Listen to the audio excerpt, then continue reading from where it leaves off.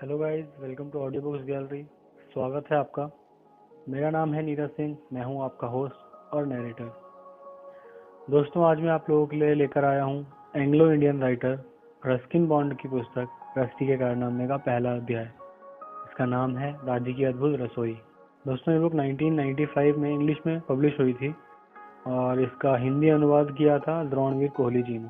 चलिए दोस्तों, कहानी शुरू करते हैं। दादी की अद्भुत रसोई। दादी का रसोई घर उतना बड़ा तो नहीं था जितने बड़े आम रसोई घर होते हैं। सोने के कमरे जितना बड़ा या बैठक जितना लंबा चौड़ा भी नहीं था, लेकिन खासा बड़ा था।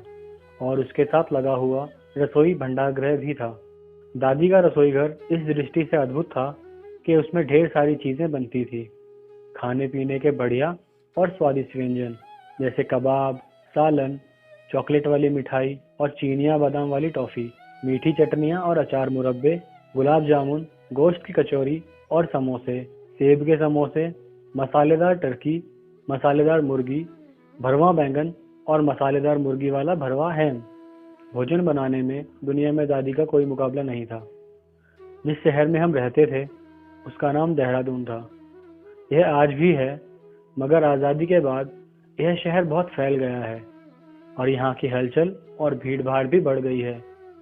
दादी का अपना घर था, विशाल मगर बेतरतीब तरीके से बना बंगला जो शहर की सीमा रेखा पर था। बंगले के अहाते में बहुत सारे पेड़ थे। इनमें अधिकतर पेड़ फलों के थे, जैसे आम के पेड़, लीची के पेड़, अमरूद, केले, पपीते और नींबू के पेड़ आदि। इतने सारे पेड़ थे उस बंगले के अहाते में। इनमें एक कटहल का विशाल पेड़ भी था जिसकी छाया घर की दीवारों पर पड़ती थी। धन्य है वह घर जिसकी दीवारों पर पड़ती है बूढ़े पेड़ की ठंडी नरम छांव। दादी के ये शब्द आज भी अच्छी तरह मुझे याद हैं। कितनी सच्ची और खरी बात कहती थी दादी, क्योंकि वह घर बड़ा सुखकर था, खासकर 9 बरस के उस बालक के लिए जिसकी भूख बहुत तेज थी। अगर भोजन बनाने के मामले में दादी का कोई सानी नहीं था, तो मुझ जैसा भोजन भट्ट यानी पेटू भी कोई न था।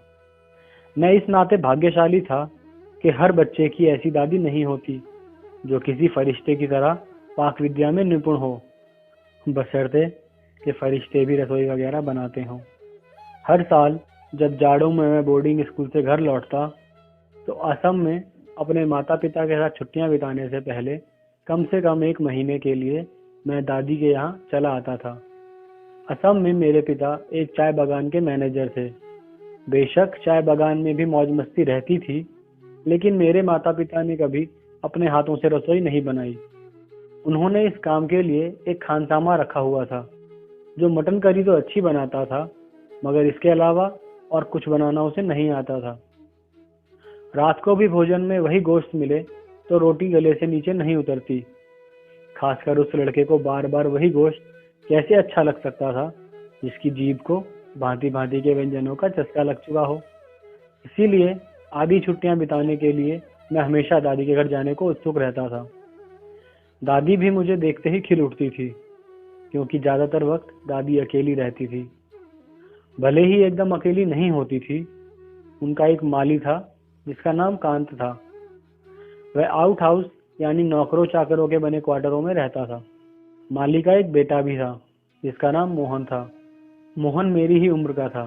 फिर सूजी नाम की एक बिल्ली भी थी, मोतिया रंग, छोटे छोटे बालों और भूरे मुंह वाली नाटी सी बिल्ली जिसकी आंखें नीली और चमकीली थी।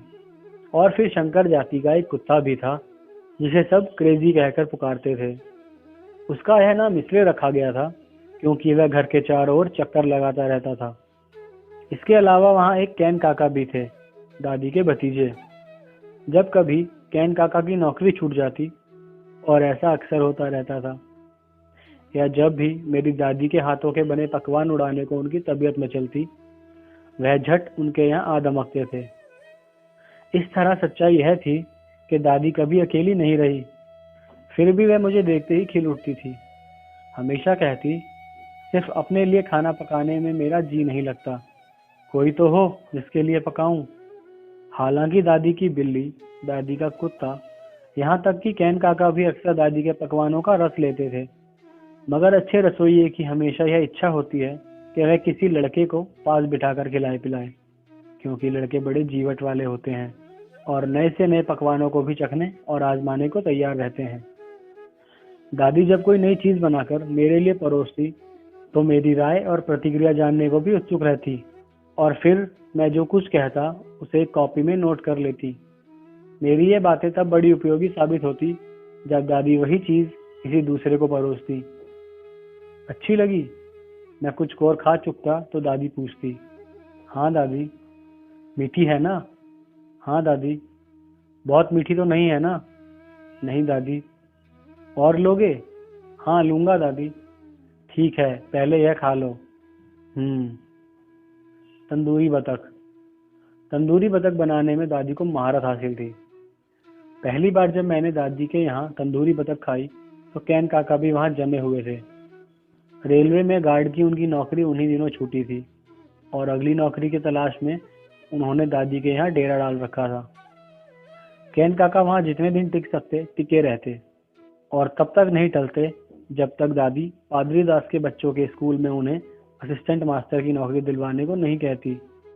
छोटे बच्चे कैन काका को फूटी आंख नहीं सुहाते थे। वे अक्सर कहते थे कि लड़के मुझे परेशान करते रहते हैं। परेशानी तो उन्हें मुझसे भी थी, लेकिन एक तो मैं अकेला था, दूसरे दादी हरदम कैन काका की रक्षा को प्रस्तुत रहती थी। पादरी दास के स्कूल में तो 100 से ऊपर बच्चे थे।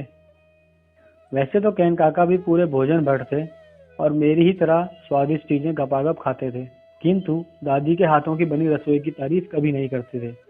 मुझे लगता है शायद इसी वजह से कभी कभी मैं कैन काका से नाराज हो जाता था और इसीलिए बीच बीच में उन्हें परेशान करके खुश भी होता था।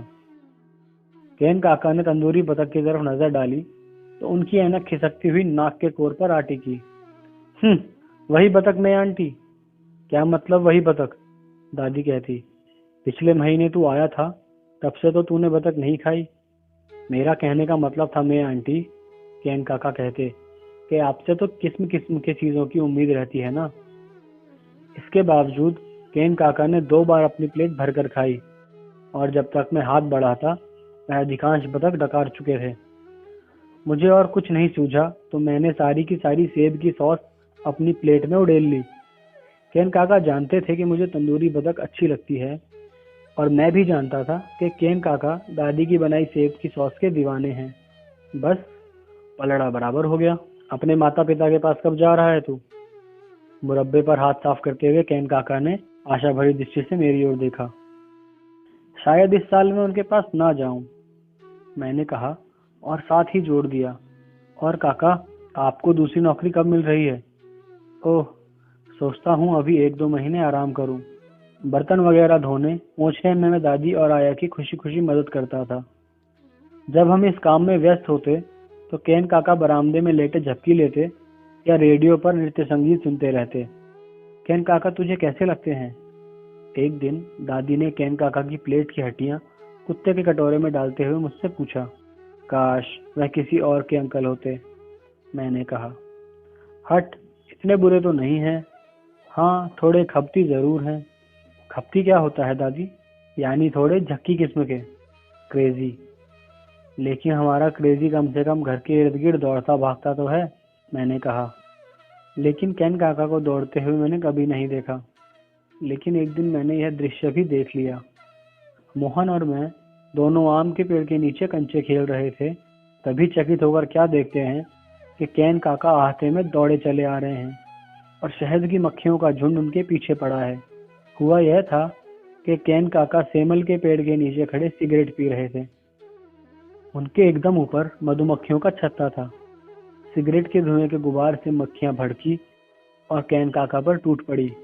बस कैन काका सिर पर पैर रखकर भागे और भीतर जाकर एक ठंडे पानी के टब में कूद पड़े। मधुमक्खियों ने कई जगह उन्हें डंक मारे थे। अतः 3 दिन तक कैन काका ने बिस्तर में पड़े रहने का फैसला किया। आया उनके लिए ट्रे में भोजन रखकर दे जाती। मुझे नहीं मालूम था कैन काका इतना तेज दौड़ सकते हैं। उस दिन बाद में मैंने यह बात कही। दादी बोली, प्रकृति इस तरह क्षतिपूर्ति करती है। यह क्षतिपूर्ति क्या होता है दादी?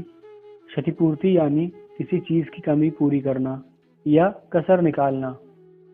अब कम से कम कैन काका को यह बात तो पता चल ही गई कि वह भाग सकते हैं।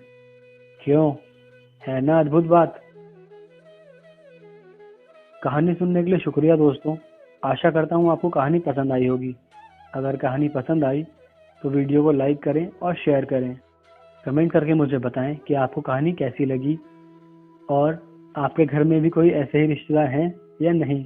चैनल को सब्सक्राइब कर लें और बेल आइकन को प्रेस कर लें, जिससे आपको पता चलता रहे कि अगली कहानी आ गई है। धन्यवाद।